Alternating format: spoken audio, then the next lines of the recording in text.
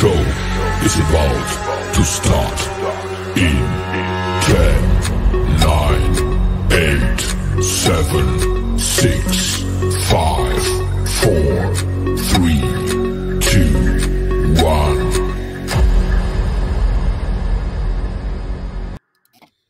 Good morning, everyone. How's everyone doing this Saturday morning or Saturday afternoon, depending on where you are? How's everyone? Everyone just say, pop in, say hi in chat. Hey, Eric, I see you're there. Let's see what's going on. So, Eric, we're going to do an unboxing today of a nice printer of a laser, which I believe you already know about. We spoke about this yesterday. Hey, Ulkamudjin, how are you? How's life treating with you? So, we're going to have we're going to unbox another laser. We got lots of lasers. And this is from Creality. It's their new CR30 or CV-30 Falcon laser.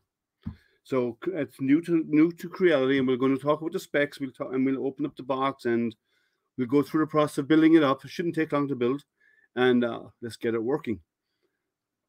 So how's everybody doing? Recycle duty, boxes piled up.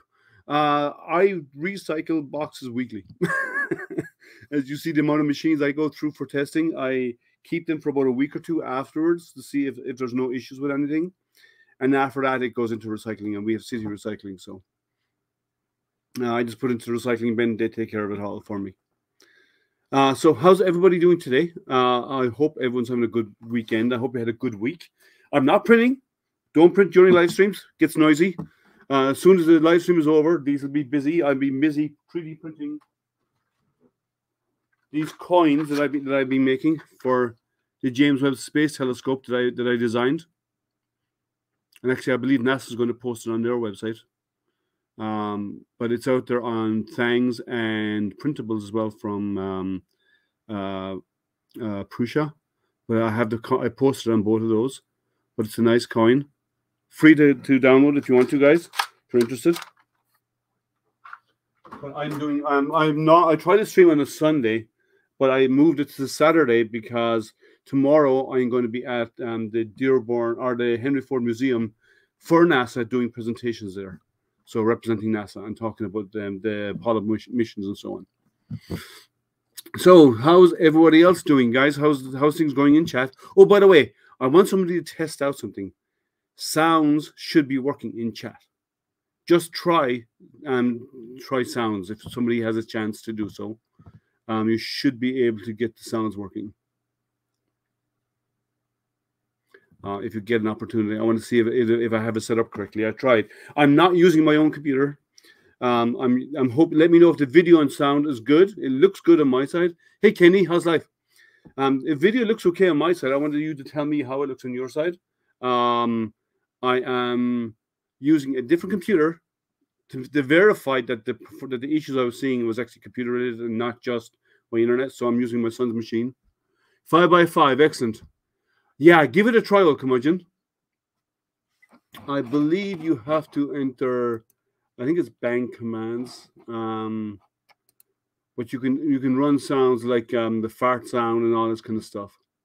They should be working, I think. If not, I messed up, which is nothing new. Audio is great, excellent. Glad the audio and the video is good. Oh, there you go.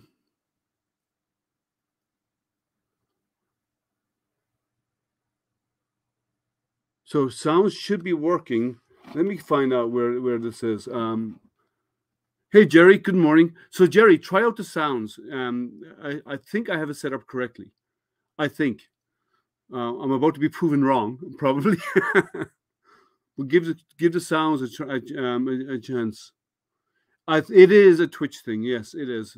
Actually, I do more on Twitch, even though I do some hangouts. I do some streaming here on Facebook, YouTube, and Twitch when I'm doing unboxings and so on.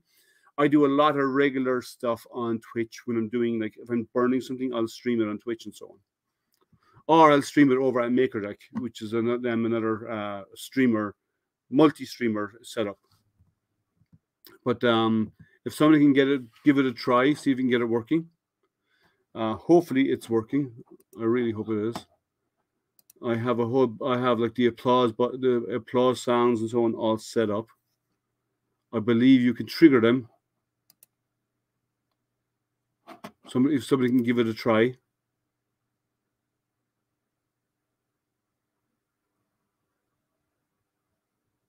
Doesn't seem anything. Okay. I need to look at it then. I don't know. I went through the whole process. I got it set up. Let's see how it goes. If someone pops in and on the phone at the moment, big TV. Cool, Jerry. Thank you. Okay, I'll have to look. I'll have to do more experimentation. I got them set up quickly last night because I just moved the computer over temporarily, and I have to move it back anyway. But I am buying a new machine early next month. I'm going to buy a new computer. One similar, well, maybe not powered like this, but something similar. Because I want to get a good machine. I only have about 45 minutes today. However, I miss anything and go back. Okay, cool. Well, let's go get it going then, right? Since let's get this unboxing done. Let's see, am I in the right place? Okay, right. So Creality sent this to me. It's their new CV-30, this Falcon. I'm not sure if they have a 5-watt and a 10-watt version available. I'm not sure which this is. I have a feeling it's a 5-watt because when you check on their website, the 10 watts are unavailable. They're all out of stock. So I do not know which one it is. So let's get this unboxed and get the parts out of the box, and then we'll make some space and start building this thing. It shouldn't take that long to build. Good morning, Saganak. How are you? Hey, Print Bron, how are you? So let's get it opened. The CV-30 laser from Creality. It's the first. Creality has done smaller, and they've done add-on lasers to their printers and so on. This is the first large desktop size laser that they've made. I should not need that for anymore. Okay, let's see what's in the box. They call it the the CV-30 is what they call it. It's on the box. The title on the box is the CV-30. 30. So we got plenty of packing, as always. We got our nice manual, which covers. It's in English and in Chinese. It explains the components, and that's my tablet in the background buzzing. So ignore it, please. It tells you how to assemble it, which is pretty straightforward. Instructions are pretty good. And they even have a troubleshooting diagram on the back, a flow chart for troubleshooting on the back. Hey, Carl, how are you? So it's pretty good. Nice diagrams and so on. Inside we'll hold that aside. We have our laser head, which has a fan on the back. Now, this fan has an active carbon filter. So apparently, if you're using this, it's actually supposed to filter. Now, I don't know how good it'll be, but we'll find out. So that's built into the acrylic case, and it also has, for leveling, this little drop down that you bring down. That's your leveling distance, so you don't have to guess it or use an SD card or anything like that. It gives you the exact distance, and it locks back into place. That's nice. You're okay. Good. Still, you got the laser too? Nice. Yeah, I don't think it will, but still, it'd be worth trying. So we have our our frame, which is right here. I'll put it to the side here. Let's see what else. The obligatory safety glasses. You have to have these. Now, I did notice on their website they say you don't need them. I do not agree strongly. That's a very dangerous statement to make. So much test wood. Put it over here for now. Power supply. I'll leave it over here for now. We have more filters and zip ties and a cleaning cloth. All of our bolts and screws and hex wrenches needed to assemble. On my 2 trees. Oh, okay. Yeah, I like the idea of the filter, but I don't think it's going to meet the need really. I like the idea of the drop down for focal distance. So we have the legs, 3 legs because the control board is a 4th. And then we have a big, okay, we have a control board, which has it's a USB-C and an SD card. So it's using USB-C connection and an SD and a micro SD card. I'm getting into HALOT 1 plus printer instead of this. Oh, okay. Then we have our, let me get it out of here. This is not going to be easy. Of course not. This is our X gantry. I'm going to put it over to the side. Sorry, I had to step out of the way, and that's it. Empty box. That was easy. Okay, so let's get this unwrapped.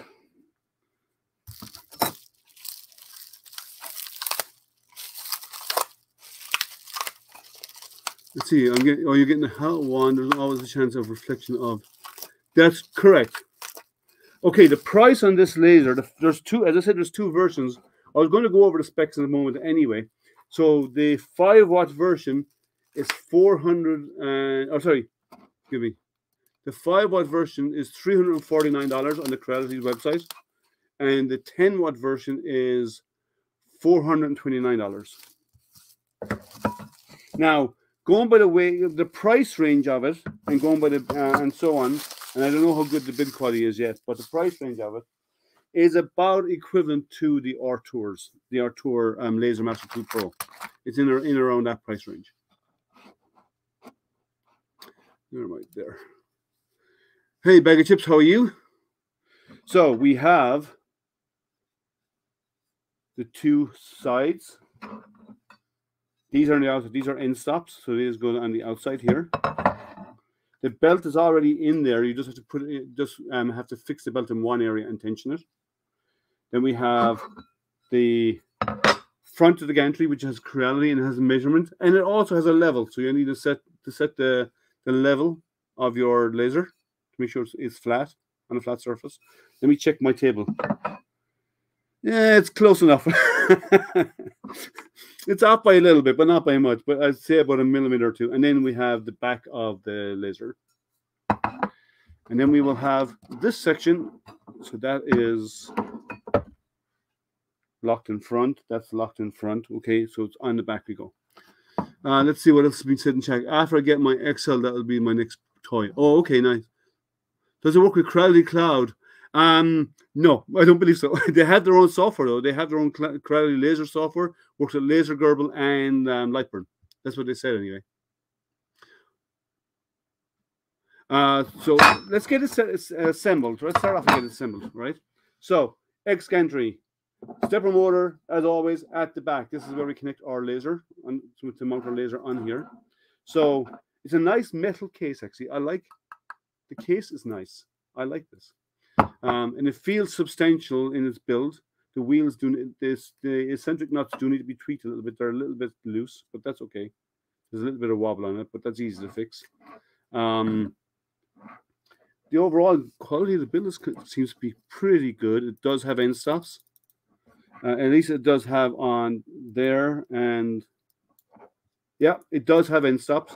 So this is your end stop here for your y-axis, and this is the end stop here for your x-axis. That's good. I built mine in the folding table. I square it better after the stream, though. Oh, okay. Yeah. Hey, Nadav, how are you? Good morning, Milan. How are you? So yeah, I do most of my build. I built this table for the purpose of doing live builds. So let's get this on.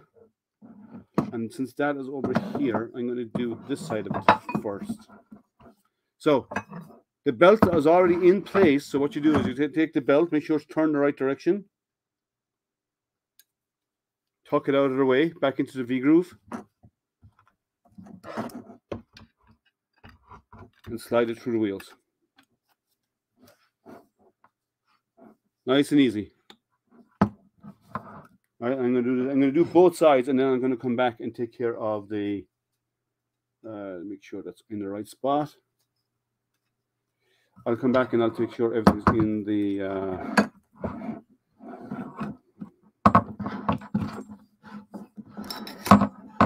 I'll set up the belts in a second. So that goes on the back here. That goes on the front, flat like this, to support the whole structure. And let's get the belts on. So to get the belts on, you take your belt, you loop it up underneath. So you push it through to create a loop. Feed it over your idler and then push it back down again. There's pros and cons to having the belt in place. You have less dealing with the tension because you only have to do it on one. You're fixing the belt in place because you only have to do it on one side. But it can actually be easier to do this part of it if the belt was actually not attached. But it's easy enough to do. There's one belt in place. Just take the other belt. Do the same. Hold it down. Push it up under the wheel. Do a pull through.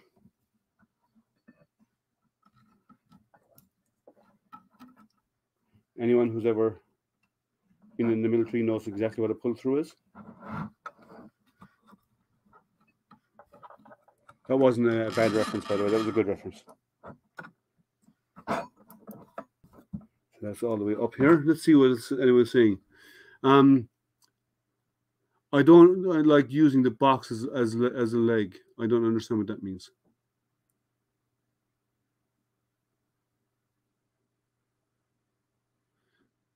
I have my window open the first time. So what I do is I use when I'm using my laser, I'll test it here today, but I actually do all my laser engraving inside this, and I have an extraction fan that actually draws the fumes out of the house. I loop the belt over while putting the rails in. Oh, okay. I just do the way I do it. We all have our own ways, right? Let me get. I'm going to tension the belt first because that's what they require. And we'll take out all of these components, and whatever's left over, so there's some of these grub screws or some of these T-nuts have grub screws in them. These are to hold the belts in place. So you need 2 on each side. And I'll make sure I get the right wrench for these. Yep, good luck. Okay, so I'm going to see if I can get this tension. I'm actually going to flip it around. So 1 second, guys. I'll flip it around and I'll reverse it back in a moment after I get these on. So I need to put these in here. They need to be forced into the V-grooves. And you have to get the belt tense first. So you get in, pull the belt, and bend it underneath. And then force in these T-nuts. Now, I do not like doing these, but it works. You need to put in 2 of them on each side. And then tighten it down. So I'm doing this far out, and I'm not using a close-up camera for this, even though I have a close-up camera. I'm not using the close-up camera because I'm on the opposite direction from the camera anyway, so it's not much like it helps that much. When we are doing the lasering and so on, or I'm doing other stuff, I will engage the close-up camera. So pull that underneath and tighten it.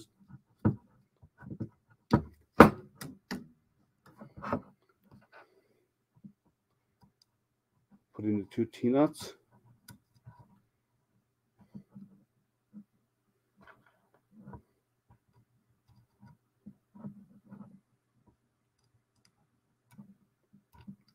There's another manufacturer who does something similar to this with T-nuts to hold the belt.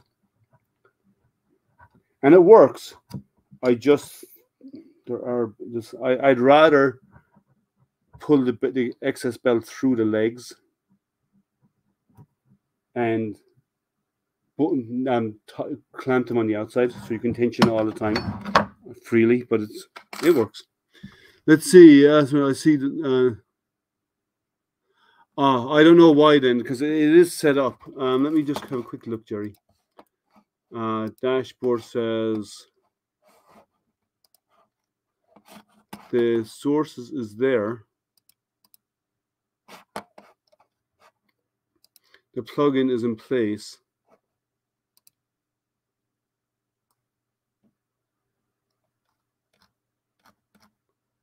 So I don't know. I need to work on it, Jerry. I thought I had it set up, but at least my video is good, even though using OBS right now, right? Because that was my problem all along. My video was crappy, and apparently it's still really good right now. And I'm using OBS virtual camera, so using a different computer. I'm using my son's computer today, and it makes a big difference. So I'm going to put this on back here because that's for the other side. And I need 4 long bolts, 2 for each side. So on the side of the extrusion, right here, you have 2 recess bolts that go in there. This should be on the outside. Let me get back over the chat in case I miss anything. Okay, I don't know what's going on with that. I have to look at it again. So what else? Anybody else saying? I'll imagine I had an issue when mine, but needed to trim away some of the frame. Oh, okay. We'll get back to that. All right, let's get the frame on. I need the larger wrench. Yep. We have 4 of these to put in here.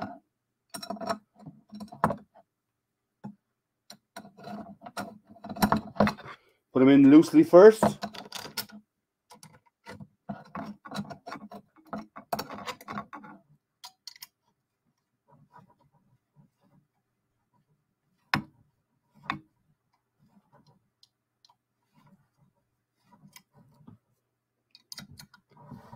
Sorry, I'm tightening bolts.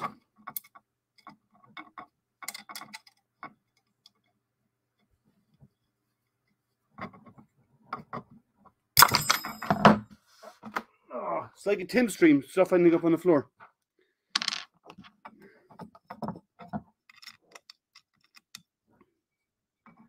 Oh, Pink, thank you for the follow.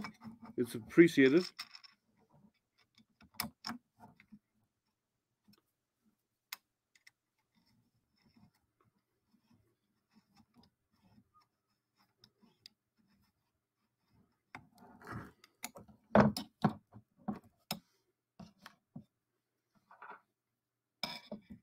I should have got on-screen notification of that, and it's not working. And I tested it last night, and it was working. So I don't know why. Leaderboard and maker deck. Yeah, I don't know why, Jerry. I'll have to look at it later. I'll play with it later. It should have been working because I had it working last night. I did some testing on my own last night, and it was functioning. So flip this around again. Actually, do you know what? I don't know. While we're back here, I have these legs to put on. Let's put them on in one go. So there's holes in the legs. These are aluminum. There's with rubber feet. There's holes in the legs where you can pass the excess belt through.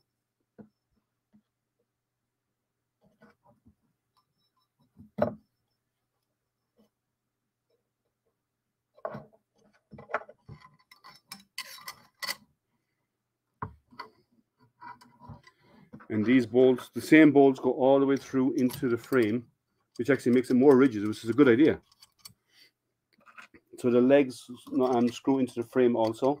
There's holes in the extrusion for it to screw into, which is a good idea. It actually strengthens rather than just using T-bolts. T-bolts work, but this is way stronger.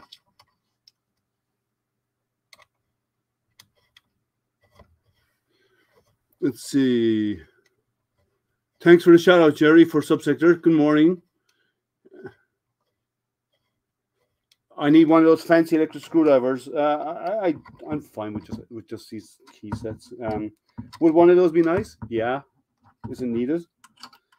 No. And I like doing builds with the tools provided, to make sure that they provided everything. It's just me. But I think it's a better way of testing a build when you can verify that what they provided meets all the needs and allows you to do your build. Hey Zen, good morning. Good morning, Zen Bender. Yeah, the long bolts are a good idea, actually. They are. A lot of companies do not use really long bolts like this. They use T-nuts and they use short bolts. But the long bolt is a good idea. It actually does, by bolting the frame together and bolting the legs into the frame, it actually makes the overall system more rigid. So it's a good idea. It's a really good idea. Hey, Subsector again. Who else? Everyone's just saying hi. Okay.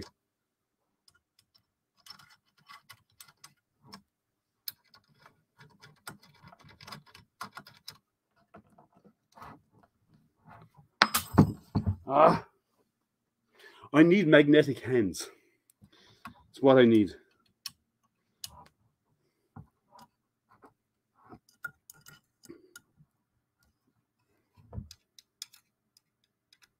That way I won't be dropping stuff. Apparently I got a magnetic floor instead because everything falls there. So spin this around and we put on the front plate. That's a nice frame, actually. I like the frame. It looks good. It's a good design. It's sturdy.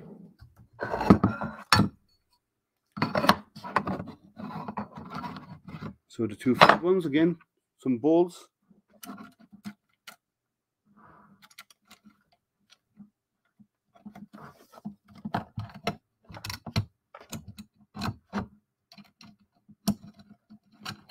Put them in loosely and then get everything else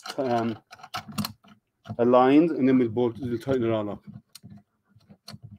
We used to sell magnetic tipped gloves, but I haven't seen them in years. Magnetic. I've never heard of a magnetic tipped glove. It's an interesting idea. Oh crap! I knew that was going to happen at some point. The bolt did not go in fully into its opening.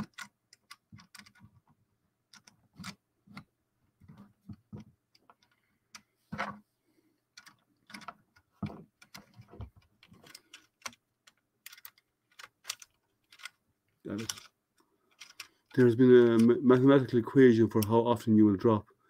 I'm sure there probably is.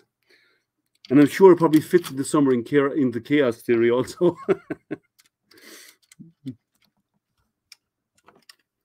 My focusing in maintenance now 4 months.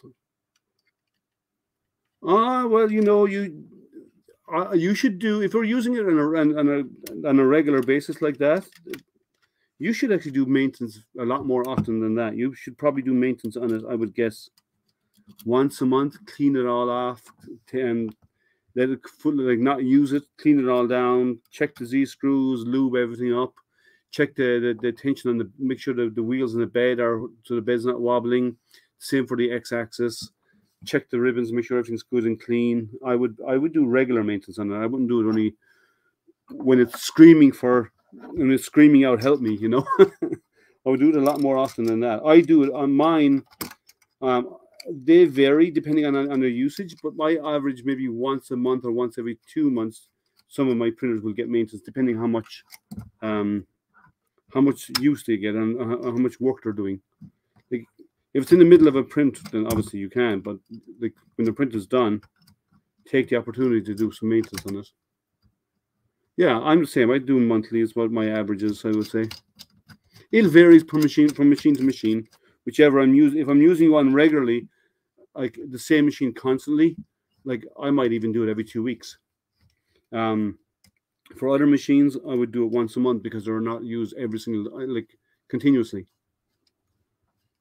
So I do that, but often now needs more attention. Yeah, well, I would say monthly check your bed and check your wheels. or even weekly for printing that often, as you're saying. And I know you print a lot, so I would check the bed and the wheels on an ongoing basis. Like even sometimes in between prints, I may even check them out. Derlin, especially on a fairly new printer, Derlin wheels wear. Oh, I forgot to do one thing on this side. I know I'm good. Actually, I'm good.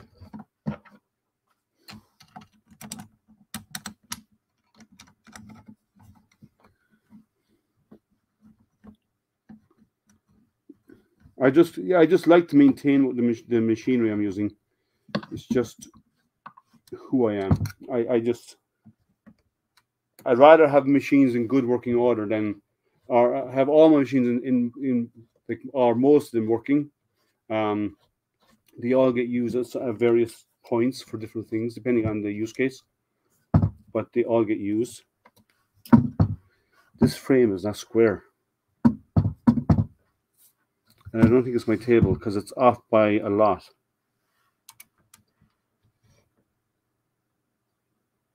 I don't like that.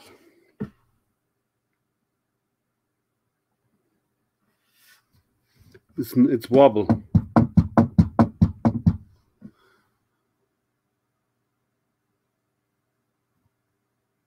Hey, Liz, how are you? Good morning. So, is your frame twisted as well? Eric, was your frame twisted? I can straighten it later, but did you have a twist in your frame? Mine seems to be a bit of a twist in it. I don't like that. I can pack it. I'll tell you what I can do. I can do this.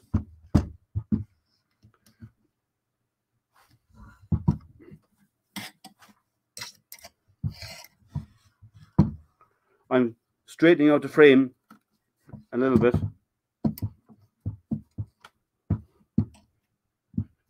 It's closer. It's better now. I have to jiggle it a little bit. Instead of wiggle it just a little bit, is jiggle it just a little bit, right? Cheer 50, thank you so much. So my on-screen should be working for those. I'm sorry, Subsector. Thank you so much for the cheers, bits. Thank you so much. I'm trying to watch everything, and it's so we have power. Interesting. Do I have? Oh, that's there. Okay, right. That's apparently becoming my catchphrase. Interesting. All right. So I need 4 screws for this. I have 2 on that side. Okay, I only need 2 screws for it. Okay, that feels pretty good. So this slides up underneath over this shaft.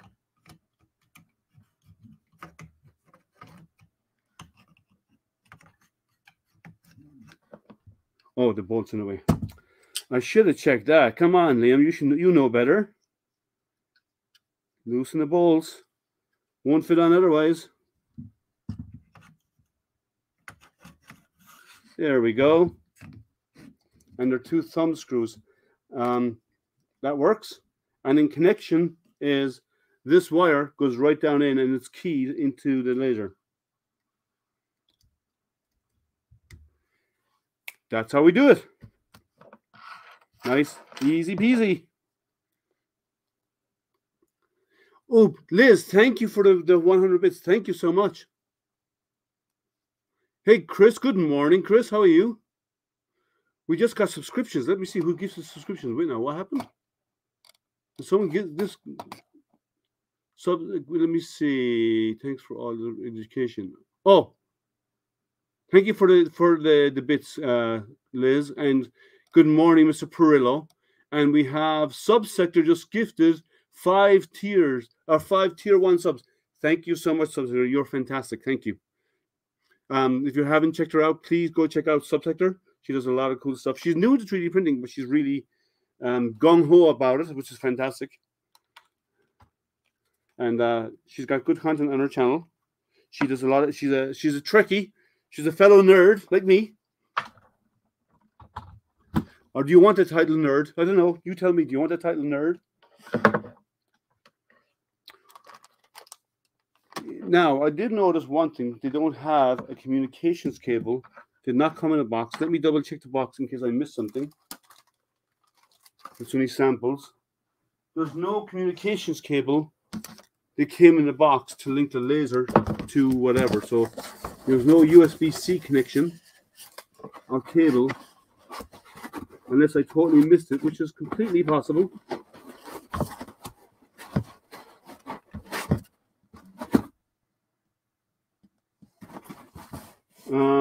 No cables. Let me take out the whole box and see if there's anything missing. The whole frame. Nothing left in the phone. Okay, so it doesn't have a comms cable. Sorry. Let me respond to this. I have to respond to this. It's my son messaging me, and I want to let him know.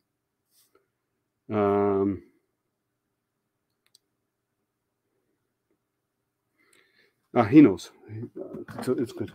So we have power. We have a power switch on the side, which was already on. Homing did not work because these are not in line. That's fixed.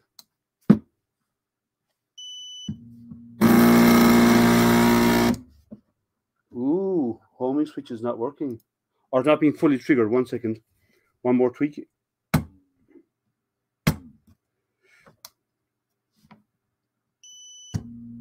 There we go. I just didn't have this parallel. So homing is done, so we know it works. Let's see what else is going on here. Let's see. Sergio, thank you for the subscription. Again, resubscribing 2 months in a row. Excellent. Let me have a catch up on this chat. I don't want to be too far behind. Let's see. Hutchmaker. Good. Hey, Hutchmaker, how are you?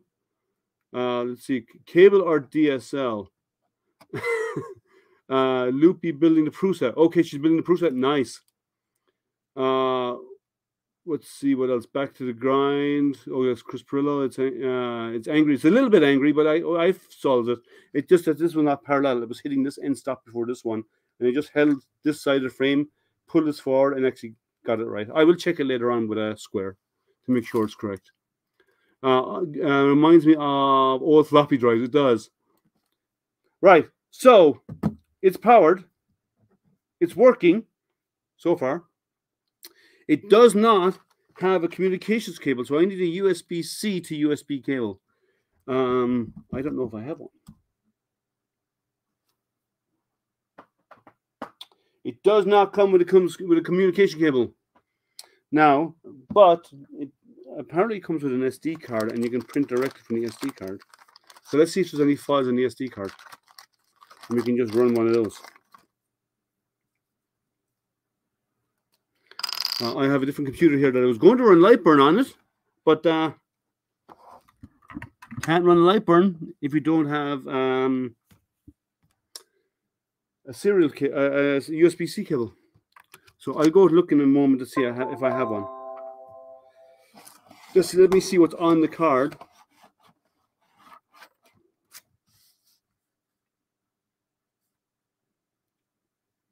So I'm using my old laptop that I for Lightburn. But oh, excellent! The SD card is blank. So I have no cable. I have no test files.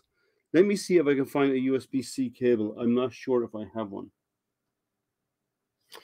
I may have. Just give me a moment, guys. Let me go look because I do. I need to go from USB-C to USB. Yeah, it was responding to the I've got a ticket. Okay. And no, actually, you don't. You do not need the glasses on when the power is on because it's not motion and the laser's not firing. So you can have the power on without having the glasses on. But you should always wear the glasses. Even though they said you don't need them, you should always wear the glasses. This is a little tight. I don't like this. This is a bit too tight. Let me see if I can find the cable, guys. One moment.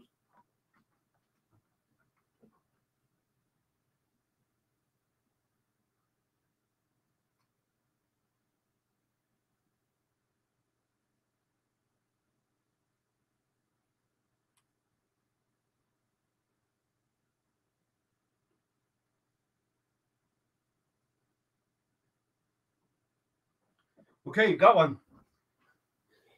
Creality didn't provide one, but Samsung phones do have them, so excellent.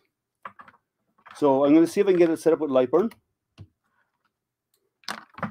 And the SD card has nothing on it.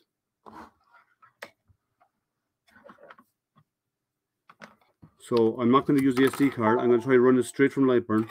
Now, apparently, and their demonstration shows,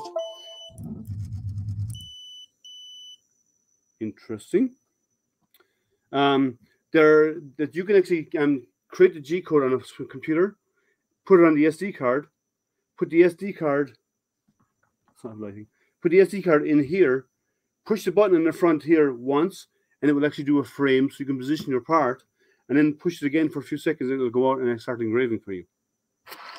So apparently that is built in, which is nice. You can do it offline printing. It's happened to Dan. I've never seen it happen. But Dan, if it's Dan's home-built one, he's got a $25 board, a $30 board, a cheap board on it. So if it happens, yeah, I understand that. I've never seen it happen with any of the branded lasers. So let me see Lightburn up and running on this machine. I need to use a touchpad. And I'm going to do a Find My Laser. Let's see if that works. Okay, so I'm going to go to Devices, Find My Laser.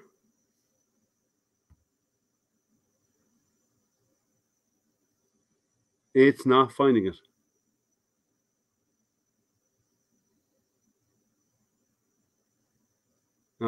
So I have to go do add it manually. Let me see if the system has seen it.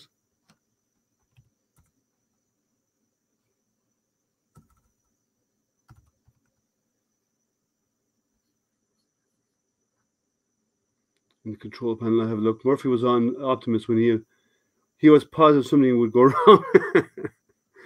I like that. Let's see if it's seen the USB port first of all.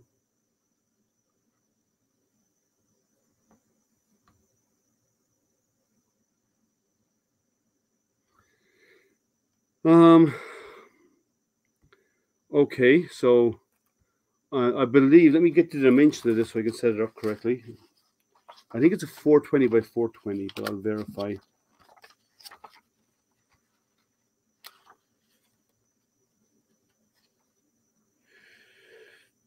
Print area. Engraving size. 400 by 415, so 400 on X and 415 on Y. So let me manually set up a laser. Create manually. So the Gerbil board. I didn't have any config file. Serial USB. And it's Creality. 400 by 420.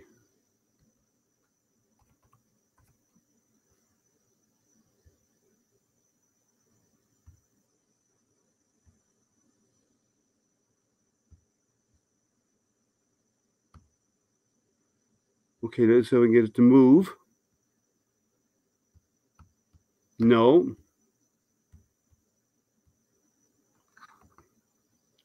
No motion. Let's power off and on again.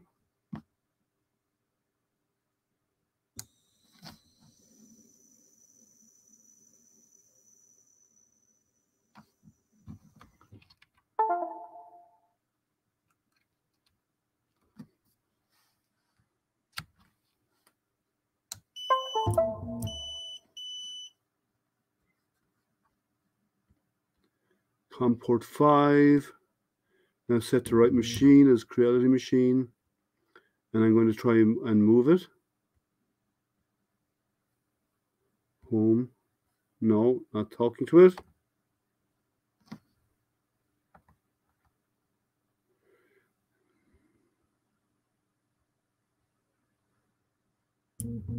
Okay, that's a good sign. Let's see if I can get it to move.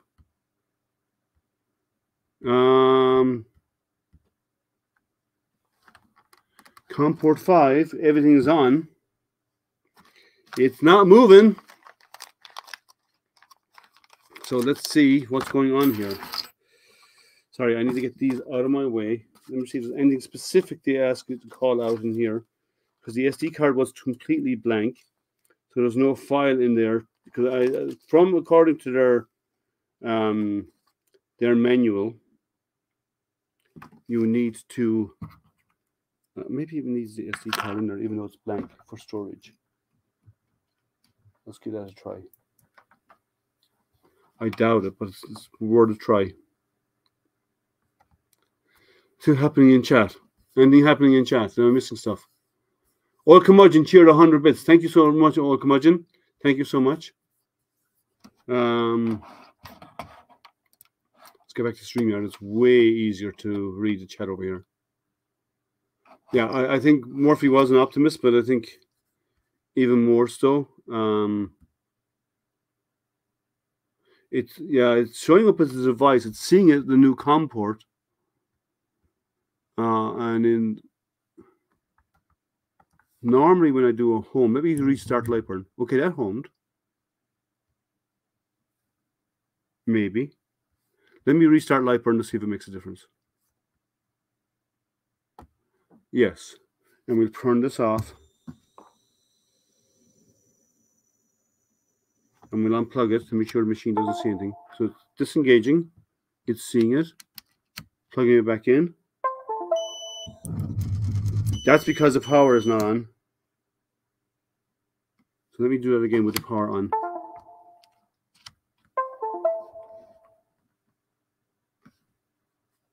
And we'll open Lightburn again.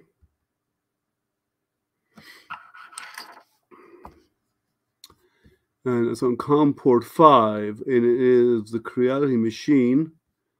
And when I click in devices, nothing happening. I go through to the settings again just to make sure to edit the settings. It's on Gerbil, USB serial, Creality 400 by 420. Yeah, I know. I always do cover them. This just there's no cable with this, so but when I use it a long time, I always do separate it. Okay, let's try the home button. Nothing. Move it. Nothing. Okay, interesting.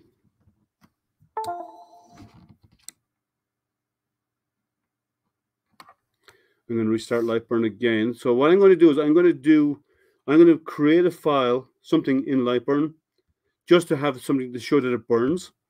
And I'm going to try and run it off the SD card. So let me try, because it's not working.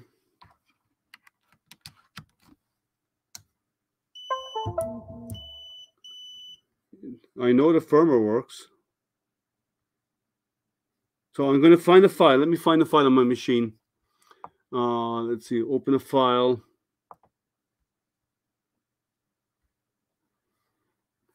Let me find a JPEG or something I can do.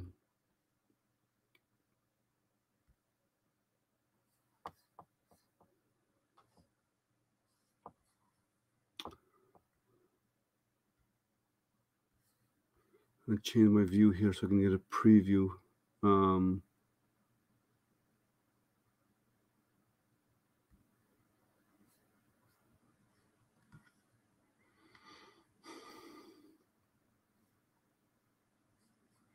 I might have to go to the web and find a small SVG file because there's no samples, there's nothing on this machine. So just give me a moment, guys, to get on the web. Because there's no even Creality slicer on this box. Yeah, it's happening. It shouldn't be happening. This should be nailed down, guys.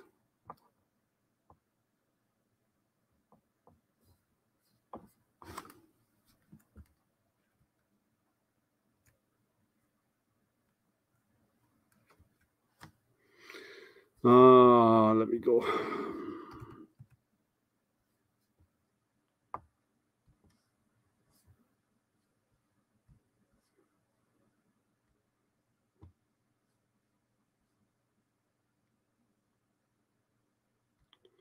me get on the Wi-Fi here. I took this machine off Wi-Fi, so let me get it back on Wi-Fi for a second.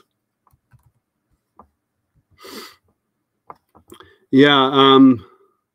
Have you tried turning it off and on again? Yes, I have. Many times. Hey, thank you for hosting the stream. So let me go.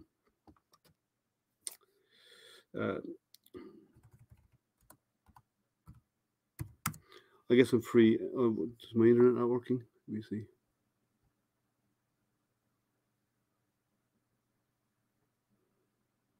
It's a raid. Oh, it's a raid, and I missed the raid. Oh, I'm sorry. Fuzzy, thank you for the raid. I'm sorry. I missed the raid. I'm sorry. I was just looking at chat. It doesn't show the raids in chat. So this is the Creality CV-30. What's it called? Falcon. Yeah, the CV-30 Falcon laser. I believe it's the 5-watt version. The SD card came blank, so I'm trying to figure out how to get some files onto this. It's not talking to Lightburn, and I don't know why it's not talking to Lightburn. And I have to diagnose the Lightburn stuff. But for now, I'm going to try and find a file. Just give me a second. I'm trying to get the.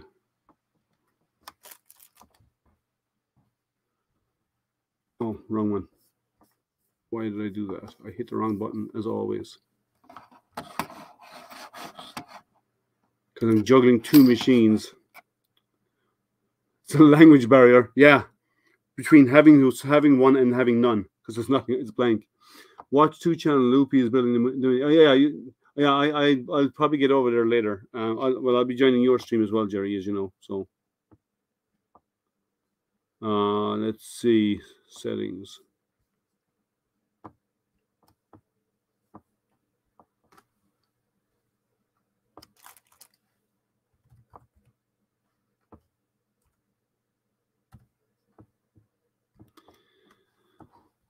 Let's see, am I on the network?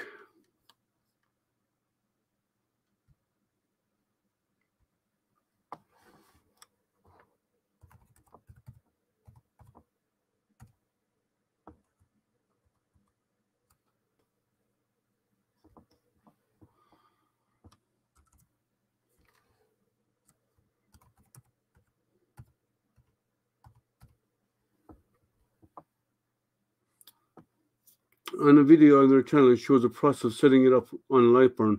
Yeah, the SD cards are blank, and there's supposed to be a config file, which there's no config file, and there's nothing else in here. These are all just filters and cleaning cables. And if the SD card had content, I'd use a config file, but it shouldn't need that. It's only going to be the dimensions, whether you're using Gerbil or not, and then it should be.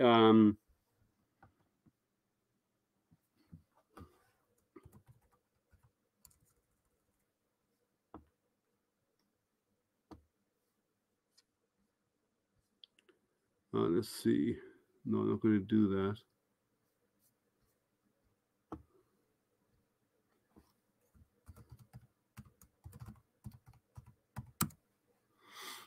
See, that worked. Sorry, guys.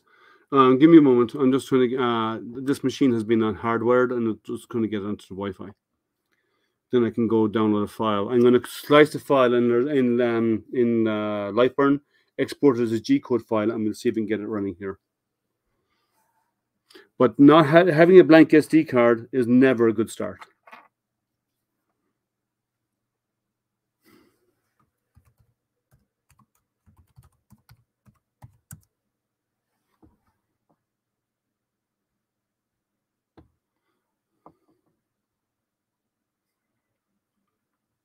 And my Wi-Fi doesn't want to play games, or it is playing games with me.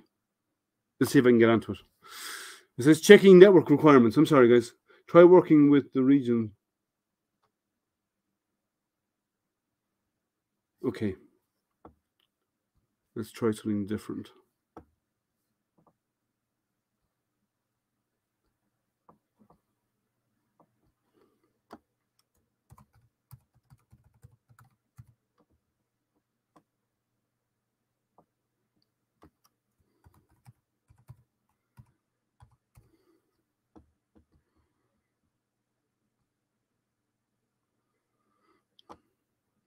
Okay, we're gone. Okay, let me get on the web and get some SVG files, and I'm going to slice them in Lightburn. I'll just get some basic files.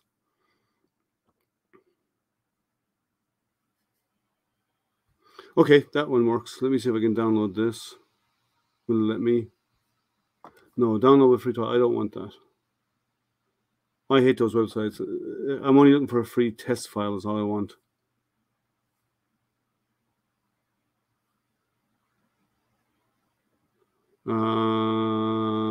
Is this available?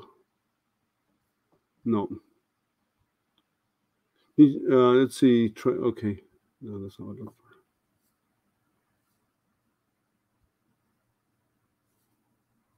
There's one. Let's see if I can download this. Download the SVG. There we go. And I'm going to open Lightburn, and I'm going to drag the file over into Lightburn when the download is complete. Because I do not need that web browser.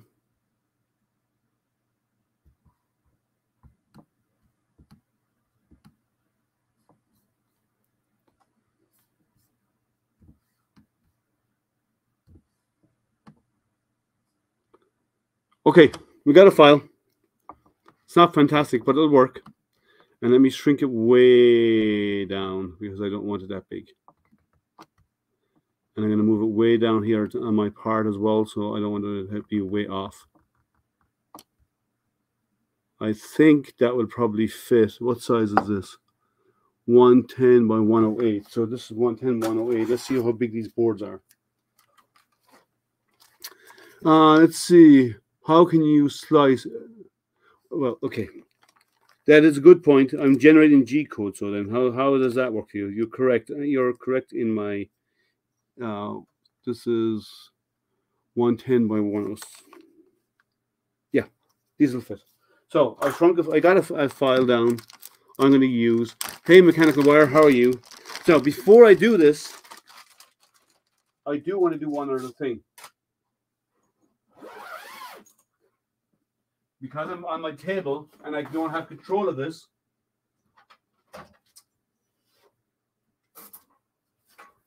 I'm going to use my honeycomb bed. Because I don't want to run the risk of burning a hole in my table. Now, I wonder if this has the travel distance to move up. Does it? Ooh, no. It does not. Okay, I'll have to do something slightly different then. I'm going to put the metal sheet to take the honeycomb beam out of the way. So I'm not cutting, but I am going to use the metal sheet and burn on that. That way then my table is protected from the laser. So let me show you what I've done. I've got this part of the honeycomb bed, and let me shift it over here so you can see a bit better. And actually, let me move that camera so you can see a little bit better. You need to move a little bit more this way. There you go. And what I'm going to do is I'm using the metal sheet underneath it. Now these pieces are warped. They're warped. So you cannot laser engrave something that's that warped. So what you do is you get a bit of masking tape and you tape it down.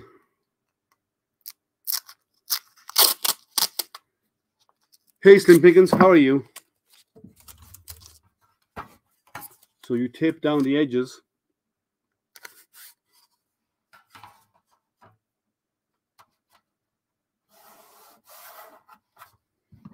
So it's not as warped.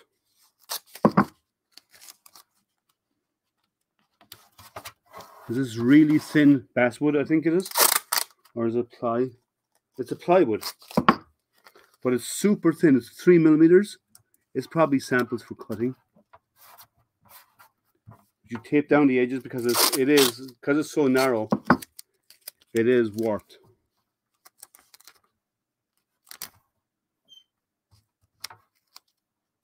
And let's get this on here. Now the wood is flat. So leveling, you drop down this little piece on the side you loosen. Let me actually just turn the laser off. I'm not going to be using the SD card anyway. And I'm going to drop this down so this is touching. Lock it in place. Slide it up. We're level. Now, so I'm going to slice this file. This is just a coffee cup design. And I'm going to turn around and I'm going to generate G code out of here. So I'm going to set the speed at, it does not need air assist. I'm going to set the speed at, I'm going to set it 6,000 to see how it does. My guess is it probably won't be enough, but I'm going to set it 6,000 at 70%. And I'm going to do it as, how does it look as fill?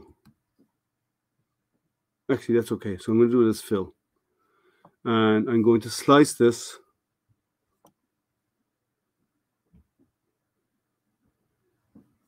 Well, I normally use the honeycomb bed on top of this. So file, save G code. And I'm going to put it on my SD card. Let me flick back so you can see me as the staring at that laser. So I'm going to get the G code. Actually, I should do this instead. I'm going to put a G code on the SD card.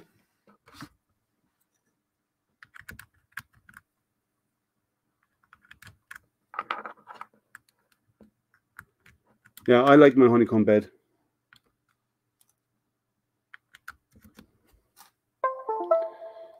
Yep, and we'll save that out and we'll call it coffee.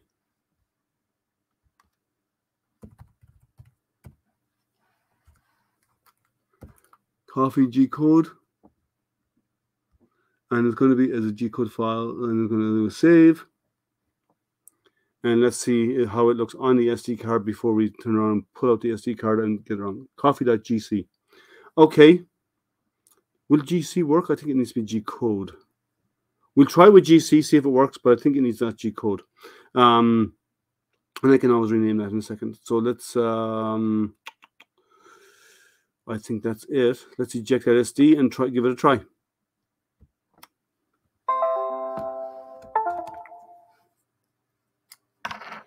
So officially, SD card in, power it up. It should home. I'm not using any connection to the computer. I have to work on that. Push once.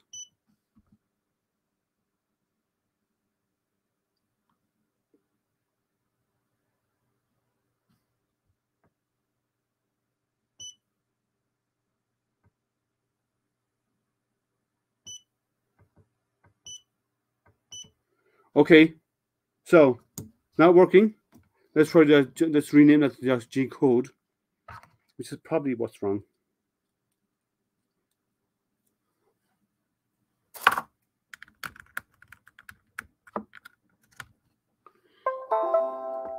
I'm going to save that out again, and this time I'm going to save it out as a .g code file. Save G code.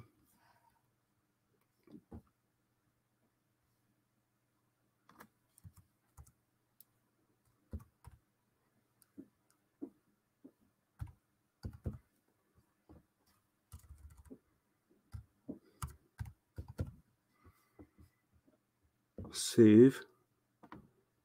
All right, and then we eject it again. Let's give it another try.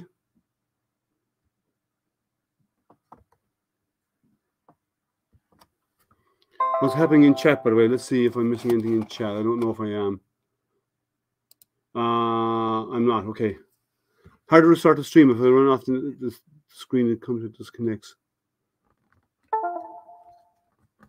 I love the laser, but I'm still leery. Well, yeah, you have to be very careful of lasers, no matter what. Even if you're used to using them, you always take the precautions. You never run a laser without being ready for it, right? There's a lot of stuff you have to take into account. So it homes. Oh, So it is framing. I didn't do too bad in the framing. So you go, and it keeps repeating until you get it to where you want it to be. I like this. This is nice. I'm ready to etch now. And I push the button again, and it's engraving. Let me switch cameras over. You can see there, it's engraving. And I'm doing it without glasses on. I know, my bad. Sorry, guys. I just realized what my mistake. I'm going to put on the glasses. I didn't expect it to trigger that fast. Glasses, yeah. I didn't. I was hoping that when you push the button the second time, it was going to home, and it didn't. It went straight into engraving. I wasn't expecting that. That's why it happened. So I ran to get the glasses. So, does it engrave? Yes. Does it talk to light burn? Not yet. I'm still working on that. Actually, at 6,000, that's doing a decent job at that speed.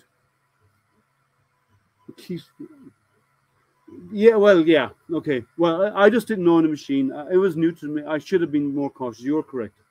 We don't want to see anyone get hurt, but we don't want to miss it. Yeah. Generally, like I know I can control the light burn, and the light burn says, okay, home this, home that. And I know it's not firing the laser, and I'll put the glass on before I hit the go button here. This, though, I was expecting, and incorrectly so, that when you push the button once, it does a frame of what's on the SD card. And that's great. That's a nice idea. But it doesn't do, when you push the button the second time, it starts burning. It doesn't home it afterwards. Now, my preference would be that it would home afterwards. And after homing, then you hold the button for a couple of seconds. And then, so one initializes the framing. The second one initializes the home.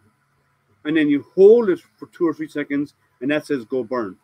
That would be the logical options in my head to do that. I would never go straight into engraving from homing. It shouldn't need to, but because there is no control over it, it would be preferred, because you want it in case you need to tweak something, you want out of the way. There's no way to turn off the framing process when it frames over and over and over again. You should be able to frame, stop the framing. You may have to make some changes, frame again, and do it all offline. Yeah, I'm not a fan of the whole digital clock interface. Yeah, I'll have to figure out why it's not running with Lightburn, and I will work on that this afternoon. Hopefully I'll get it working today, but it should work. They've shown it, but they have shown in their in a video that they have published that there is a configuration file that you have to load up. Now, I've never had to load a config file before, but they want to make it easy to have all the dimensions and so on. My guess is it's not using GRBL. It's using some other variation, and I have to go through the variations to find the one that works. Yeah, a touchscreen would actually make it easier. If there was a touchscreen to say frame, stop frame, right, or frame and then stop frame and home, and then you can hit the burn option. And if it had a touchscreen, you could go down through multiple options of if you had multiple files in there. Right now, it only prints the latest file or the only file. I'm not sure. I'll try in a while with a different file to see if it frames differently. But this is engraving nicely. Well, will you align when framing? Well, it shouldn't have. It shouldn't change the alignment because it's running on absolute coordinates, which is fixed points from x, y, 0, 0, right? And once it moves out, the x, y, 0, 0 points should always remain the same. The carbon filter, I actually don't see any smoke, but I'm only lightly engraving. I'm not burning. I'm not cutting. But there is, let me come over here away from the laser to the side of it. Look. Sorry, I'm not looking where the laser is. The glasses are off. I actually don't see, you can smell it.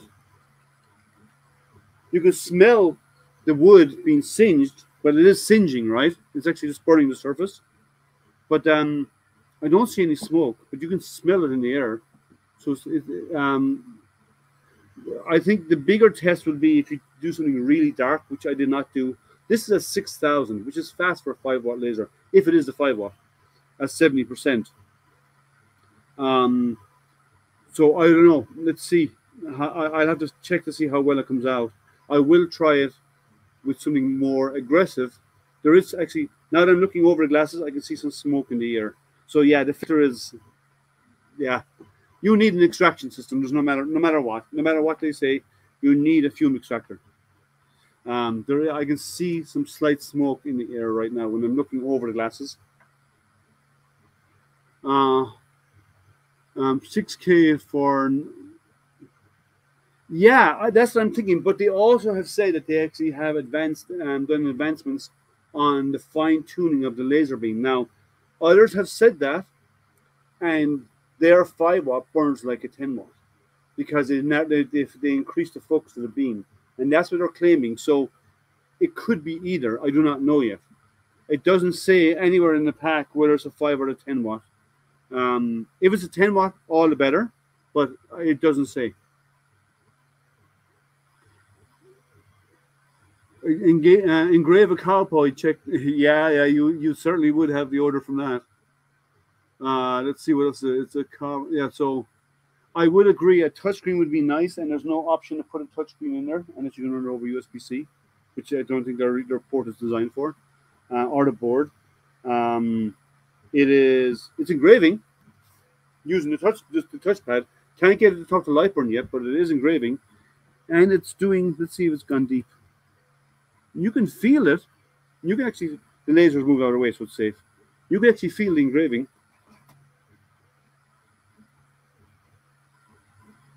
No sticker no, there's no sticker on it. You must remember, they're just starting to release this, so these are probably early kits. There is no sticker to say it was a 5 or 10-watt. There's nothing on the box that says it's a 5-watt or 10-watt. It says CV-30. I'm guessing that's 30-watt output or 30-watt input. If it's a 30-watt input, it's a 5-watt output. So that's an assumption on my part, and I could be wrong. But with the advanced focus of the laser beam, it would engrave better. I will try some cutting, but I will not do it here. When I'm doing cutting later on, like when we're finished the stream, this will be in here because I have fume extraction, and that filter, as I said, I can see some light smoke because it's only engraving. So carbon filter, will it help? Maybe a little bit. You still need proper fume extraction, and it says you don't need glasses. I'd always say you do, no matter what. And I have about 7 or 8 pairs of these lying around. If you know the output, take about 25% or less. It's 25% or more. You mean? No, the input is always more than the output. So if it's 30-watt in, it's going to be probably a 5 or a 7, a 5-watt out, depending on how the electronics are doing, and the diode. A 40-watt input is probably going to be a 10-watt output.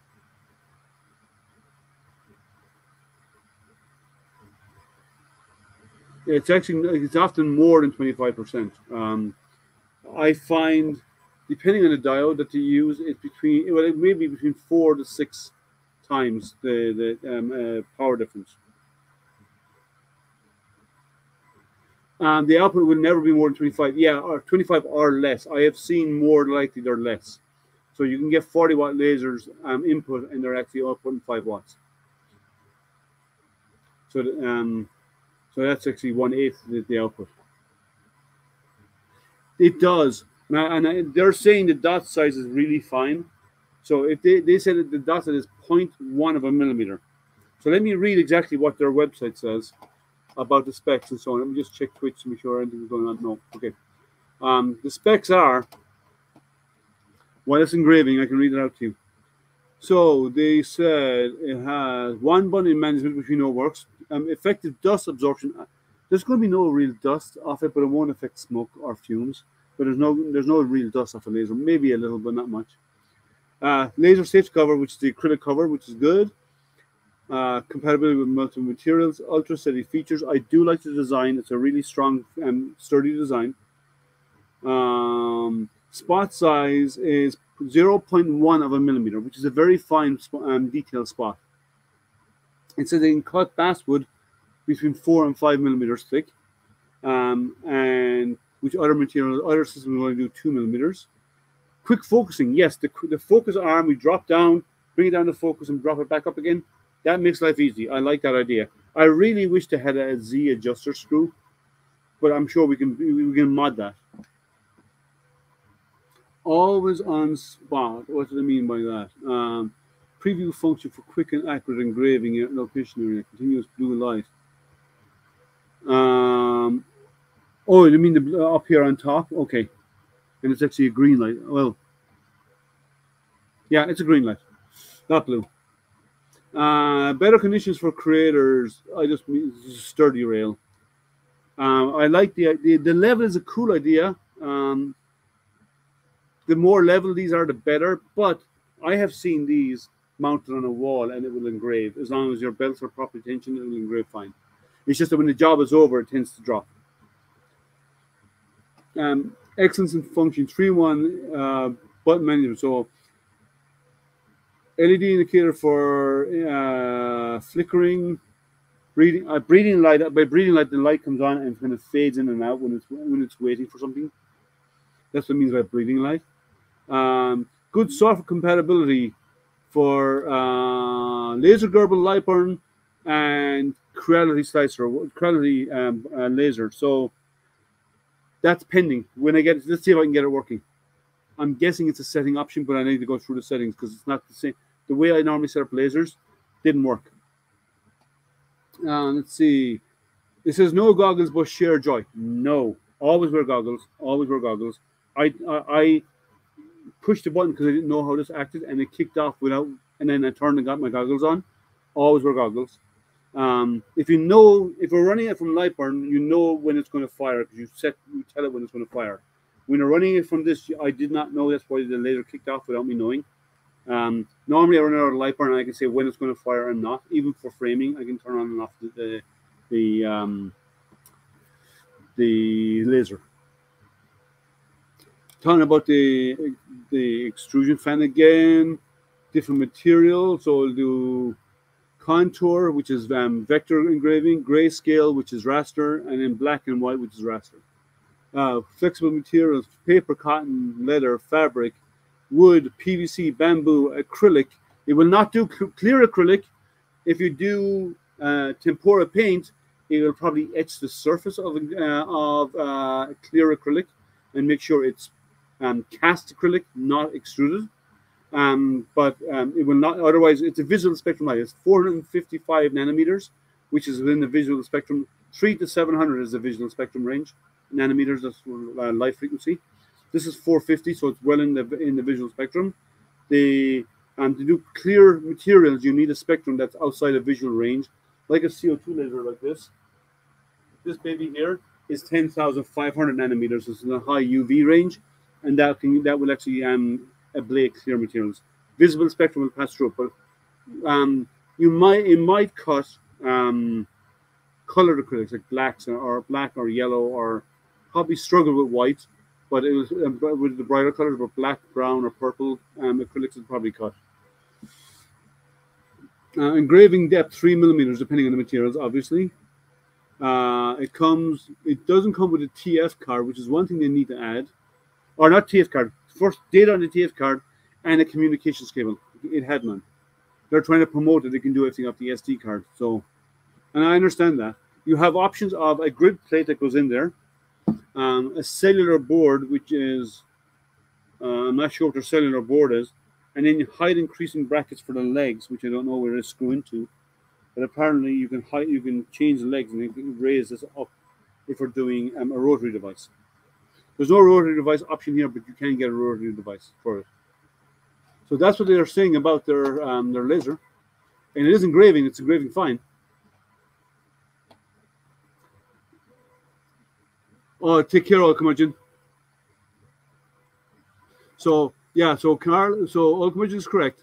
The power of a laser is all about getting light, because the laser is just light, right? It's of certain frequencies, and you're concentrating that light down into a really fine beam. And the smaller you beam you get, the more photons are concentrated into that tiny little spot, so the more burning power. So the same laser, if the beam was this size, you wouldn't even feel warm on your hand. Chances are, right? But at this size, you'll feel warm, and it will cause issues. But the more focused it is, you're getting more photons into that spot, makes a big difference. And that's what they're all about, doing different lenses and combinations of lenses to channel the light down into a more finer beam. Any questions from anybody out there? Anyone have any? This is engraving. This is actually doing a decent job. It's very light. I mean, very light. At 70%, at 6,000.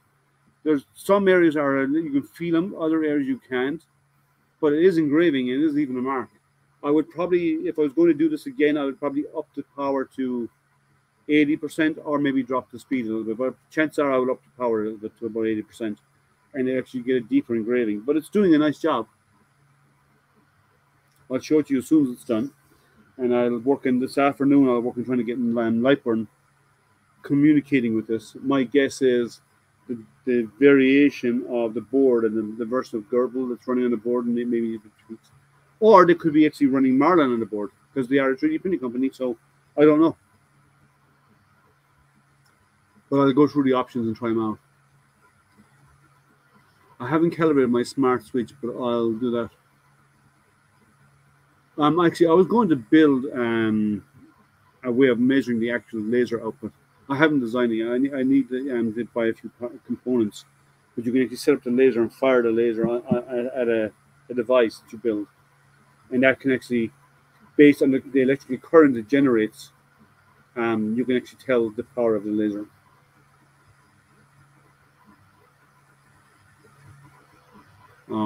So, have any questions on the laser? Any questions at all? Let me know. It is engraving. Not a bad speed. 6,000 is pretty good. Pew pew, groggy nod. Yeah, pew pew is always good, right? Lasers. And my camera is probably dancing in and out of focus. As the brightness of this affects the camera. So I'm sorry for the focus bouncing a little bit. Actually, let me see if I can fix the focus on that. It's nice having the variable focus, but I think I can actually go in and turn that off. Let me see.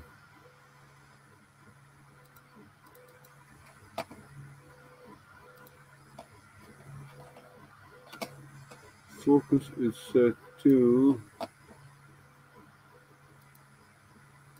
automatic. There we go. Focus shouldn't be bouncing that much anymore now.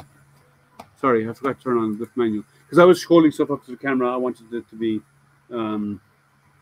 be automatic, but for now it's good.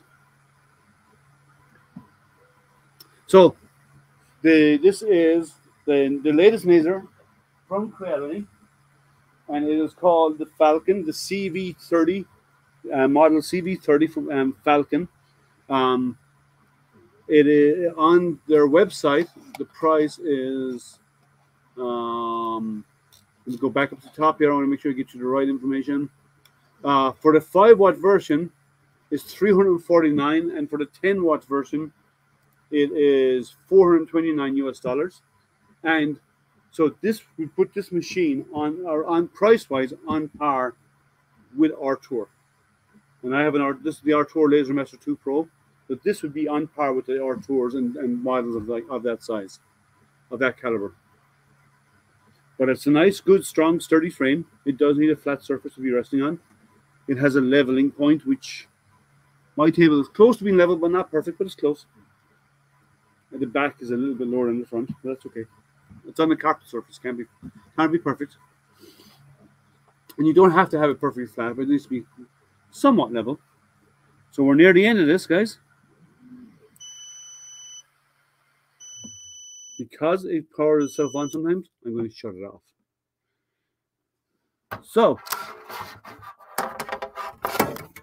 first engraving. What do you guys think? Not bad. I didn't do any cutting on it. I will. But to do cutting, I will need to have to raise the whole thing up because I will need to use my... When you're cutting stuff, you should use your... if you don't have one, you should get a honeycomb bed. I have one there, but it won't fit underneath this. I'll have to get the extensions to raise the legs up. And I tape this down. Let me change back to the full screen. Where am I? I tape this down because it's on an uneven. The wood was warped, and really thin wood warps, especially basswood. If you have any basswood, oh man, basswood has to be kept flat with weights on it because it will warp like crazy. And I used that underneath in case it cut through and my settings were off. It was a 10 watt. So that came out really nice. Down in the darker area down here where there's a lot more infill, you can actually feel engraving more. And up here where the lines, where these lines coming down crossover, because I spend more time in that area, like the top of the F here, you can feel it somewhat more. But at 6,000, that's pretty fast. Now this is what, 3mm ply, 2mm. Let's see, 2mm ply. So in theory, and I'm not going to do cutting out here because it'll create the filter is an okay idea. I don't think it's going to make much of a difference. You need a fume extractor. The only good thing it will do is the best thing it's going to do is extract the fumes away from the laser head. So when you are cutting and it's creating a lot of smoke, it's actually going to pull them away. And if your exhaust system is at the back, it's going to drag the smoke away from your cutting area, so it won't spend time around the lens and causing gumming up on the lens, or decrease it at least, and get extracted. Because when you do burn or even engrave, it's actually creating a tar material, and that tar will build up on the lens, and they have to be cleaned regularly. It's looking good for the very first attempt. I would say a little bit hot. I will, like, this is supposed to be looking like this anyway, the design. I would say if I wanted to be more substantial, and you can actually feel you can run your nail over it and you can actually feel it, I would probably go a little deeper. So I'll probably up the power by 5 or 10% more. But and I'm sure this will probably cut. I will try cutting later on. I don't know. Well, you can't really filter out 100% smoke anyway, right? You have to go through a whole system to go to clean air. So does it help? Yeah, maybe. Is it needed? Maybe. Not really. I'm not sure if I see a good purpose for it. But the fan idea, if there was no filter and just the fan, and you can take the filter out, the fan alone does help pull smoke away from the lens, the laser beam. So it draws smoke away from it. So as something happens, it pulls it out. And I like that because it creates an updraft and draws it away from the laser beam. And if, like, in my setup, I have an extractor at the back. So it's actually going to blow the smoke back this way, and my extractor is in one corner, which will actually remove the smoke. So I like that idea. My streams are running in competition with Sunlu. Well, you know what? My stream wins. What are they doing a giveaway or something? That's the only reason why. 25 people. I'm only competing if they're giving stuff away. If they're not giving stuff away, it's not a competition, right? Because they're probably advertising and selling you something. I'm not selling you. I'm just showing you a new product. I don't ever push products. I show products, and you make up your mind if you like it. I like the structure of this. I like the overall design of this. Did anything get hot there? I do need to adjust these wheels, make them a little tighter. Let me do that now while I'm at it.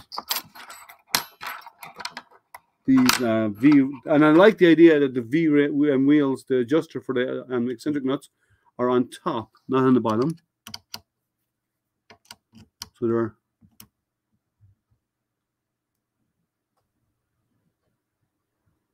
there. You go. Needs a little bit.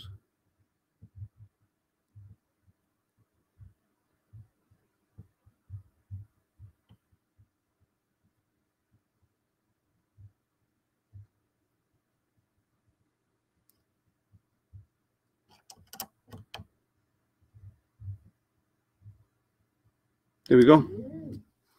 So the short legs seem to be the main issue. Well, the short legs are fine if you're just engraving on a flat surface. The short legs are problematic if you ever decide to use a rotary. Now, ideally, if you're going to use a rotary, you need a 10-watt laser. You can do it with a 5. 10-watt makes a big difference.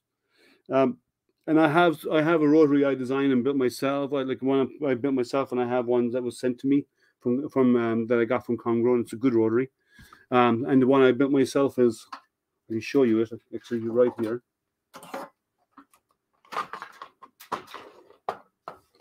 This is my. It's black because it was a piece of scrap wood with paint and stuff on it, and this is my rotary, and it works fine. I actually have a different connector on the end of it. I have the JST connector because I sometimes use it in my CO2 laser.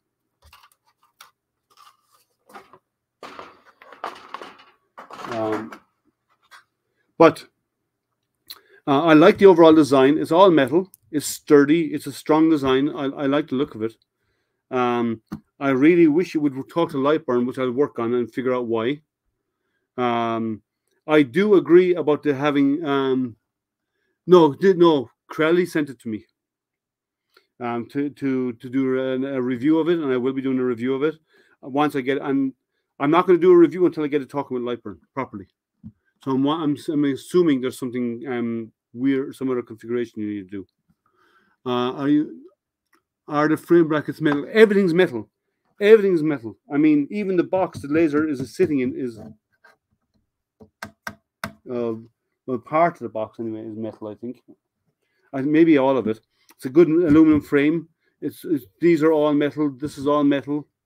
I like that you have sheathing over the wires to protect them.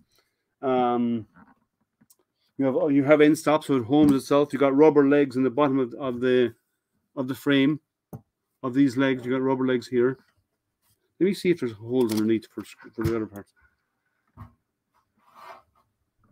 So there is screw holes up underneath on each of the corners by the legs, where there is a leg extension that you can get, and you can screw in. So you can add different legs and extend, make them taller, and you can extend it and raise it up. So that is an option.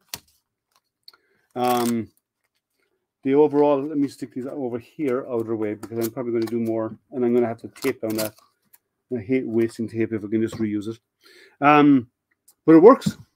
And it works fine. Hey, Miller, hey, how are you?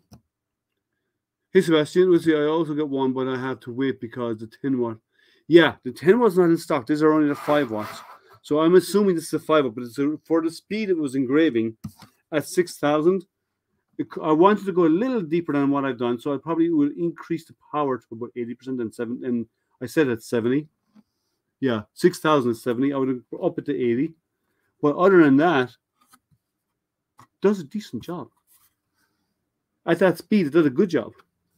So a bit more power would have been a bit deeper, but it still looks nice. So all in all,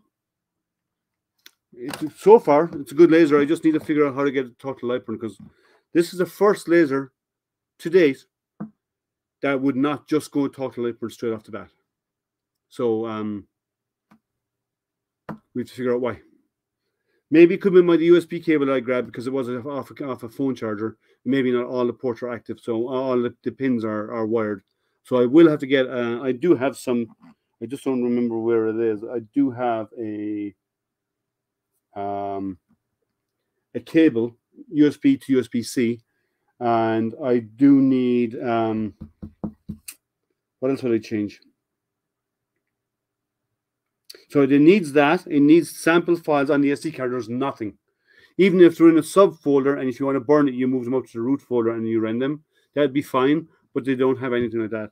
I like to be able to, the option to be able to run offline, to run everything offline, but there's a downside to it. Running offline by just using the push button in the front. First of all, you push the button, it does a framing, which is fine, but you can't choose which file it runs on, right? You know, it's going to run either the latest or you only have to have one file at a time in the source, in the root of the drive. Secondly, when you press the button the second time, instead of stopping the framing, it goes straight into burning, and it doesn't. There's no warning of that, it should stop the framing, allow you to put on your glasses, and then you press and hold for 3 seconds before it goes off and resumes. And it actually starts to burn. That would be my preferred way of doing it. And the third thing about being offline is people will have a tendency to start it and walk away. You should never do that with a laser, ever. You should never leave a laser alone unattended. You should always be within the room, within viewing distance of it, and so and checking it regularly. So if anything happens, you can react to it. If you're not ready for that and something goes wrong, that's how houses get burned down, right? So be very careful about using it with the offline mode. And if you do, don't leave its side. Sit near it. Sit in the same room. Be working so you can always see it. If any, you could get a strong smell of smoke, you know to look over. Always be cognizant that it is firing a laser beam that will set material and it's basically burning material, and it can set your home on fire if you're not watching what happens. I have a neighbor that complains about yard work. The smoke, the two smoke, I mean two stroke. Hey Matt, how are you? The two smoke weed whacker is ready to go. Okay, I'm currently annoying the neighbor with a CNC that I put in on the. When the weather's nice, as long as it's between it's not after watershed hours, like in the evenings, people have to accept noise. People do work at home. I do CNC stuff here. I do lasers outside. Like in a nice summer's day, I'll set up the laser. I'll go on my deck. I'll bring the laser out my deck and I'll sit out there and let it engrave when I'm outdoors. Wi-Fi smoke alarms. Yes. Well, you don't have to have one for each of your printer tents, but you need to have one in the room at least. But yeah, I don't use printer tents. My house is there is smoke alarms and everything, smoke detection in the house. It's all in a central system, so that's already covered. But I've never had. I won't say that because the reason why, the moment I say it is probably going to happen, so I won't say I never have. I have been lucky enough to not have ever had a printer go on fire on me, or any other device. I have had one laser while I was streaming. I was streaming just a cutting, and it created a flame. A flame kicked up and it burnt the acrylic on the laser. And you know what? That's okay. But I caught it, right? It burnt away all of the acrylic on the laser. It warped it and burnt it. The neighbor don't like the noise from you. Then, yeah. Hey, Mad Cat USA. Oh yeah. Sorry, I had to think about your name for a second. I'm sorry. Yeah, so does the laser. The laser works. It's a good build. I like the design. Still think they could tweak the settings on the button. And I'm actually going to see if I can find the firmware for this. Maybe I can tweak the functions on this button. Maybe. I'm sure they have just commands inside there in Gerbil, if it's Gerbil based. They ran out with a bunch of burning paper then. You forgot, who is it? Yeah. Let's see, they ran out of so yeah. I was at the hackerspace when someone was laser cutting several sheets of paper. Well, you don't laser cut several sheets of paper, right? Because it's the top part is going to burn first, and then it's going to be exposed to heat while the other parts are burning. So yeah, that's going to cause a fire. Laser, when you're doing paper, one sheet at a time, get it to go around fast, switch them out quickly. That's the better way of doing it. Doing multiple sheets is a mistake. Or get them a crooked cutter. Then they can cut all the paper they want. Or a plotter. A cutter plotter. So, the Creality Falcon CV-30, the 5-watt laser, it's a good machine so far. I just need to figure out this afternoon how to get it working on Lightburn. But everything else was working. It was functioning. It does engrave, and it does a decent job of it too. And that's the first one. I will be moving it into my enclosure, and I'll do more on it this afternoon. And if you're on Jerry's hangout this afternoon, Jerry 3DHP's hangout starts at 1 p.m. Pacific. Learn to speak. 1 p.m. Pacific and 4 p.m. Eastern, I'll probably be on there for a while, and I will be on there for a while, and I'll be doing some laser burning. I need to go cut the grass before that starts. I know, yeah. Apparently, someone's tongue got switched with mine, and the one that I had, doesn't seem to fit my mouth properly. But so I'll probably show some of that inside in the chamber later on. I'll do some more engraving, and I may even set up to try to do a small cut to see how it does for some cutting with this 5-watt. I believe it is a 5-watt. So at about 300 at 70 or 80%, it would probably cut this in one pass, I'm guessing. That's 2 millimeter. So 8 p.m. GMT or 10 p.m. CST. Okay. I haven't lived in Europe in, wow, has it been that long? I'm just realizing it's been about 19, 20 years. So since I lived in Europe, and then even then it was in Germany before that. It's been 25 years or 30 years, about 25 years since I lived in Ireland. I'm just realizing how long ago it was. But what do you guys think? Let me know. Let me know your thoughts on the laser. I'd like your input, guys. Anyone have any insight on it? And in future, if we're coming up against us or Sunlu, you come here to me, right? Not Sunlu. The frame is a nice sturdy frame. Yes, it is. It's got 20/40 on the front and back, 20/20 on the sides. It's got millimeter readings across the front and down along the left side, which is fine, which is nice. Not that I ever, personally, I don't ever use that, but it's a nice idea.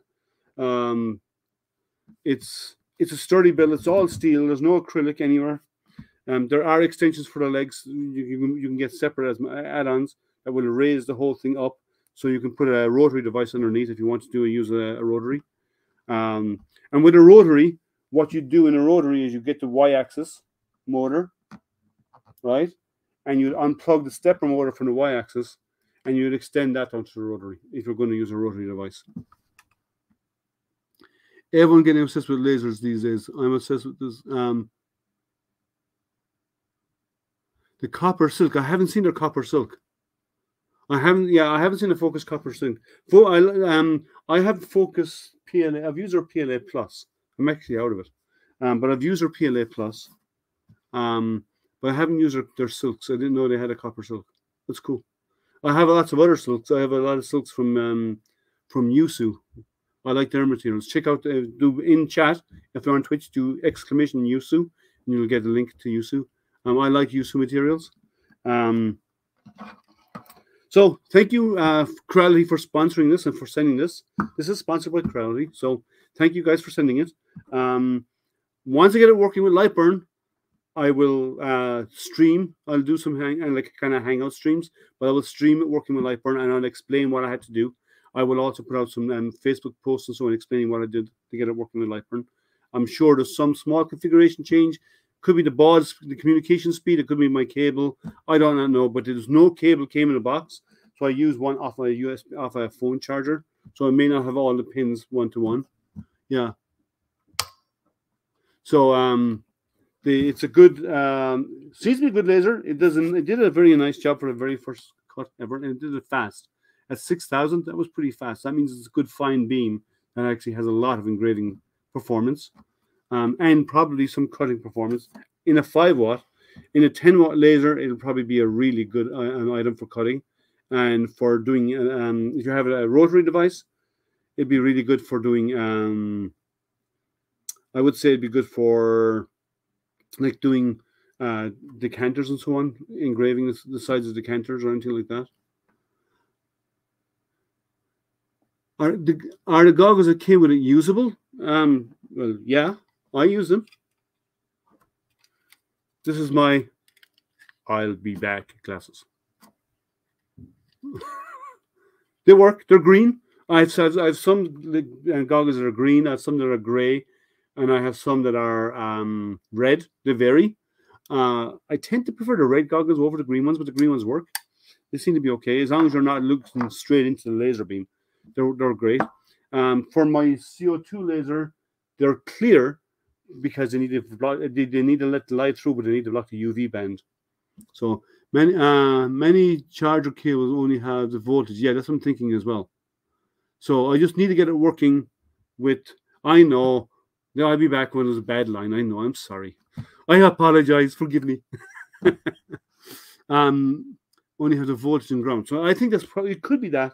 I need to find a cable that has them all pinned in, one that I've used for because all of the other lasers use USB A to USB B, which is the one that you find on 3D printer. Not on 3D printer, on the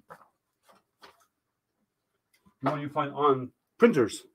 So most are using USB A, which is this one, to USB B, which is this kind of square one that you find on printers, as in inkjet printers and HP printers or whatever. Doesn't the color of the goggles depend on the way? Well, yes and no. As long as they block that spectrum of light, the blue spectrum of light, they work. They are good. And they also have to block UV. And if they're polycarbonate, which most of these are normally polycarbonate plastic does block UV.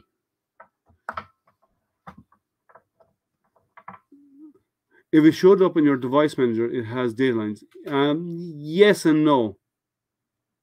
Yours has a mini USB. Yeah, the printers, most printers either use mini USB or micro. So we need a standard here, guys. Most machines are moving towards USB-C, but they should have included a data cable USB-C to USB. They should have included that with it. USB-A, USB-C cable should be in there by default. So that was missed. That was not in the kit, and it doesn't even say it's in the kit. So they tell you you can use one. They don't provide one, so you have to get your own. So there is none in this kit. It's even in the documentation that comes with. Let me show you. There is no comms cable, which is, I think, that I would change. I would put a comms cable in there. Yeah. There is no communications cable in there anywhere. That is your power block, and it's the power cable. There is no comms cable in there. So, comms cable, I think, should be added. Not a big deal. Get a comms cable, throw it in the box. For the price of it, these probably cost. Yeah, they'd probably buy them in at about 10 cents a piece, maybe 20 cents a piece.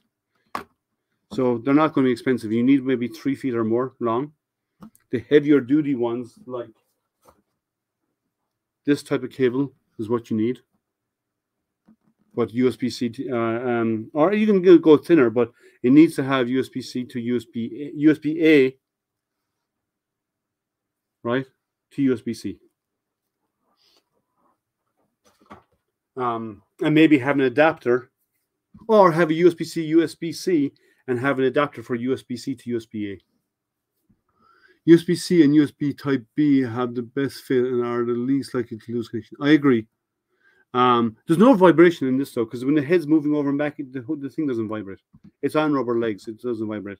So if they had USB-C to USB-C cable, and then you have a USB-C to USB-A adapter, so you can plug it into a normal USB-A port, that would work also. But it works. It works fine. Any other questions before we wrap things up? I can give you a lot of your time back, because normally unboxings are about 3 hours. We can get this done in less than under 2. If I had it working with Lightburn, and I will work on that today, I will try and get it working with Lightburn. I have a few things I need to get done this afternoon. Oh, MakerDeck. Hey, how are you? Yes, guys, if you haven't already, check out MakerDeck. Do. It is 24 hours a day, 7 days a week, real-time streaming of printers, CNCs, lasers.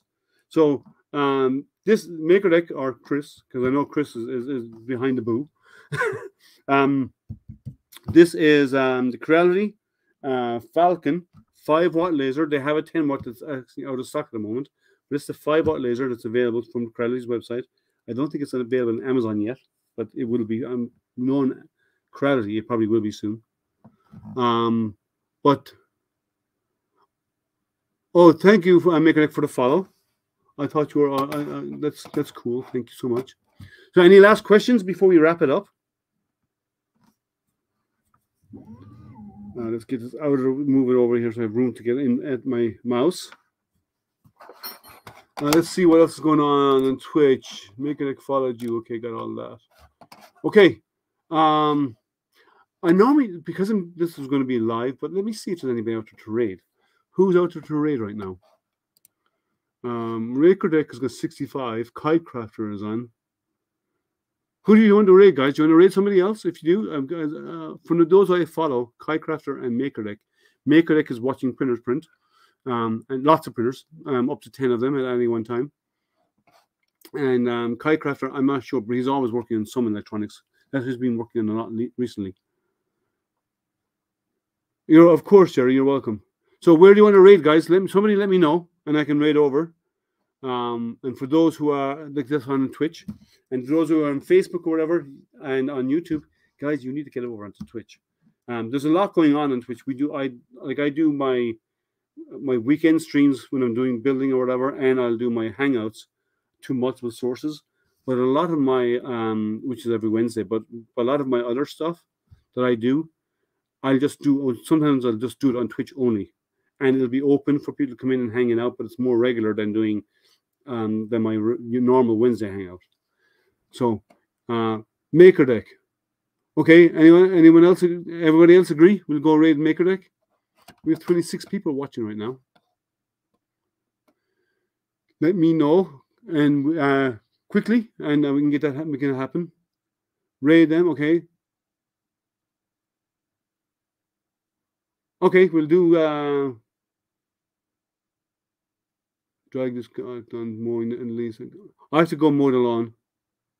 Okay, Jerry Objects. Okay, let's go over to MakerDeck. You can watch some printers printing.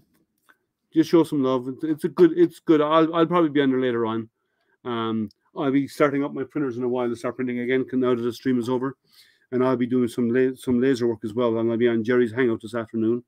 If you haven't done it, follow Jerry and follow MakerDeck. Who's Prusa build?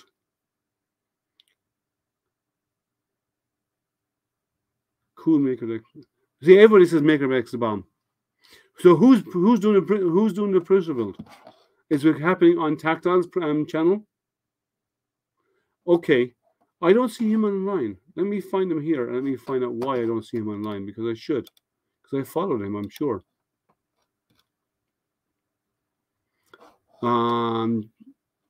Tactile. Okay, I don't see him. Why don't I see him online?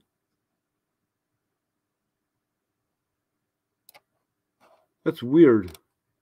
Let me find his channel. 1 second.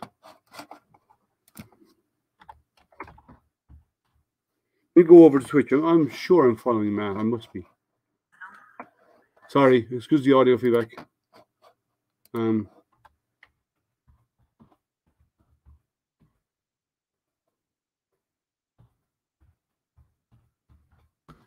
on a 3D picture. I wasn't following. Shame on me. I'm sorry, Matt. That has been corrected. And we'll go over and we'll raid Tactile now. Because Louise is Matt's better half. And I say that with all sincerity. She is his better half. I'm going to make some coffee. Yeah, let's go over to Tactile. She's actually doing a printer build. And it's a Prusa kit. So it's all of the pieces. It's not 4 bolts and you're done. And she's new to 3D printing, so it's even better because she's learning from scratch. Everything's going step by step. So let's go over and raid channel. And I do not see Tactile.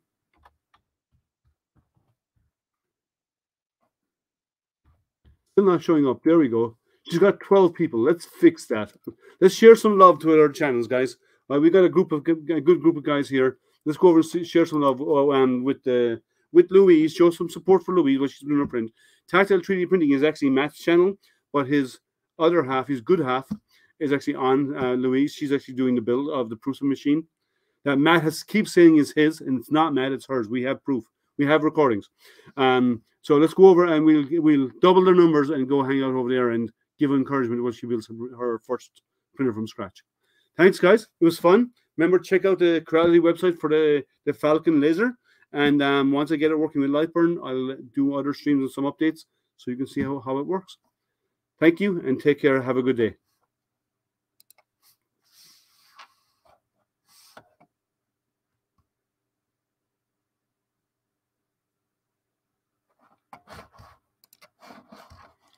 Are we showing over in the stream?